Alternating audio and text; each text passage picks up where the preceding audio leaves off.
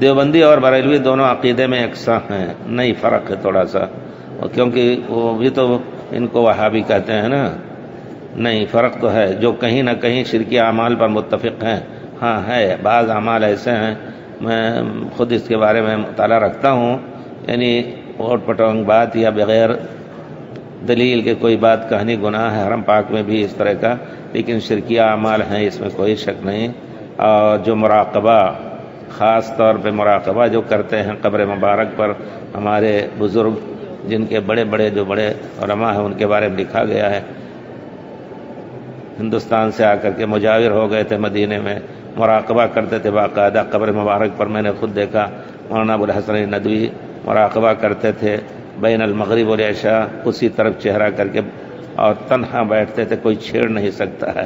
میں نے کہا نا کہ ایک مرتبہ میں نے تو مجھے شرارت سوجی تھوڑی سی، ان کے ساتھ سر پہ ایک آدمی کھڑے رہتے تھے، میں چپکے سے گیا، مولانا السلام علیکم کہا، مولانا مڑے نہیں، اور فوراً اس نے پکڑ کے مجھے کھینچ لیا، جانتے نہیں ہو مولانا مراقبے میں؟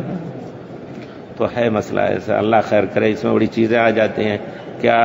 اور پھر کہتے ہیں کہ ہمارے علماء جو ہے وہ مکے میں رہ کر کے مدینے کے لوگوں کو، مدینے میں رہ کر کے مکے کے لڑکوں کو پڑھاتے ہیں، سینے سے سینے میں علم ڈالتے ہیں، پتہ نہیں کیسے بھائی، فرشتے ہو سکتا ہے پہنچاتے ہوں۔ بہرحال یہ سب عقائد پورے طور پر بے سروپا ہیں، اس طرح کے خرافات میں ہمارے بھائیوں کو پڑھنا نہیں چاہیے، اور جن کتابوں میں یہ چیز لکھی ہمارے بھائیوں کو چاہیے کہ اس سے برات ظاہر کریں۔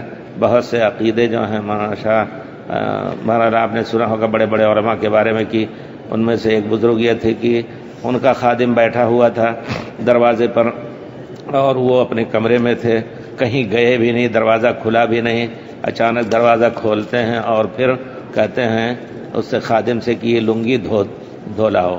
تو خادم بیچارہ حیران پریشان کہ بھئی باہر نکلے نہیں، یہ لنگی کیسے بھیگی ہوئی ہے، حمام تو یا باتھ روم تو ادھر ہے، باہر ہے۔ تو پھر کہا جناب یہ کیا ہے؟ کہا لے جاؤ دھو دو۔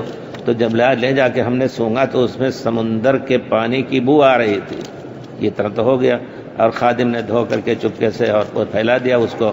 پھر اس کے بعد تھوڑی دیر کے بعد بلاتے ہیں ذرا سا جسم دابو، تو جسم کو دبانے لگے جب، تو جہاں کہیں ایک جگہ پہنچا ہاتھ ان کو تو آہ چیخ نکلی شیخ کی۔ تو خادم نے پوچھا کیا بات ہے؟ کہا چپ رہو، چلو اپنا کام کرو۔ تھوڑی دیر پھر اصرار کیا اس نے، تو کہا اللہ کے بندے، وہ حاجی لوگ آ رہے تھے، ان کا جہاز ڈوب رہا تھا، میں نے گیا اس کو کندھا لگا کر کے اور پار کیا، اور اسی وجہ سے لنگی بھیگی ہوئی تھی، اور یہ یہاں خراش پڑ گئی ہے تھوڑی سی۔ یہ سب چیزیں جو ہیں بہت ہی عجیب ہے، کس عقل سے اس پر ایمان لایا جاتا ہے؟ ہاں کہیں کرامات ہے، اس طرح کی کرامات اللہ ہے نا، یہ ہے چیز کی نہیں، آپ نے سنی ہے کہ نہیں؟ کتابوں میں پڑھیں آپ، لکھا گیا ہے بزرگوں کے۔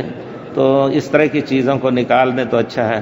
اس سے آگے بڑھ کر کے ہم اور بھی کہیں گے کہ فضائل اعمال کے نام سے یا جو تبلیغی نصاب ہے اس میں بھی بہت سی ایسی چیزیں ہیں جو عقیدے کو خراب کرنے والی ہیں، ان کو نکال دیں اور پھر اس کی تبلیغ کریں، انشاءاللہ اللہ تعالیٰ ہو سکتا ہے بخشے، ورنہ یقیناً بہت بڑے گناہ کا کام کر رہے ہیں جو لوگ غلط چیزیں لوگوں یا غلط عقیدہ لوگوں میں پھیلا رہے ہیں۔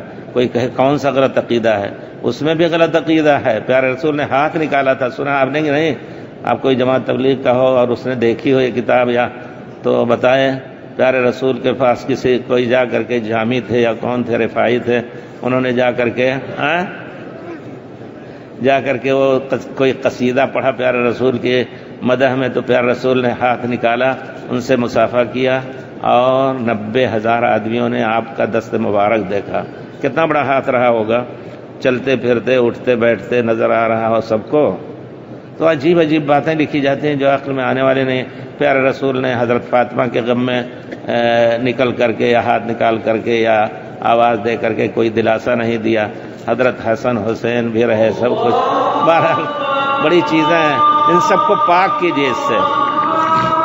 پیروں کے ساتھ علم غیب اور اس طرح کی چیزوں پر یقین رکھتا ہے کہ یہ بزرگ غیب جانتے ہیں، یہ بزرگ ہمیں اولاد دے دیں گے، تو یقیناً سب سے بڑا کافر ہے، مشرک ہے، اس کے پیچھے نماز نہیں۔ لیکن یہ جو کمی ہو رہی ہے عقیدے میں کہ اللہ تعالیٰ ہر جگہ ہے یا اللہ کے ہاتھ نہیں ہے، یہ تعویل کی بنا پر عام لوگوں کی نماز میں کوئی شبہ نہیں، لیکن علماء جو جانتے ہیں علم جن کو ہے قرآن و حدیث کا، اس کے باوجود وہ تعویل کرتے ہیں، اللہ تعالیٰ کو ہر جگہ بیٹھاتے ہیں اور اللہ تعالیٰ کی کوئی صفت نہیں، ان کے پیچھے نماز کو بہت سے علماء نے کہا ہے کہ یہ صحیح نہیں ہے، لیکن انشاءاللہ میں جہاں تک کہتا ہوں کہ صلو خلف کل بر و فاجر، ایسا اگر کفر تک نہیں پہنچ رہا ہے، شرک تک کسی کا بھی معاملہ، تو اس کے پیچھے آپ نماز پڑھیں۔ کوئی دیوبندی ہیں، حنفی ہیں، بریلویوں کے بارے میں شبہ ہے، ان کے یہاں بہت بڑا شرک ہوتا ہے، اگر کوئی اور آدمی ہے جو انہی کا عقیدہ رکھتا ہے اس کے پیچھے نہ پڑھیں، لیکن دیوبندی اور علماء کے پیچھے یہ کہنا کہ نماز صحیح نہیں ہوگی، صحیح نہیں ہے، کیونکہ جب تک بندہ شرک نہیں کرتا ہے، اسلام کے حدود میں ہے، اس کے پیچھے عام لوگوں کی نماز صحیح ہے۔ یہ محدثین کا پرانے زمانے سے اور حضرت صحابہ کا بھی یہی قول ہے، اگرچہ لوگوں نے بعد میں جو مقلدین تھے انہوں نے بہت بڑا ظلم کیا اللہ کے دین پر، کہ اللہ کے گھر پہ بھی اکٹھا نماز نہیں پڑھتے تھے کہ ہماری نماز ان کے پیچھے نہیں ہوگی، لیکن ایک جو قرآن و سنت کا متبع ہے اس کی نماز ہر ایک کے پیچھے ہو جائے گی۔ شرط یہ ہے کہ امام کو جان لیں کہ یہ مشرک نہیں ہے یا اس کا کام شرک تک نہیں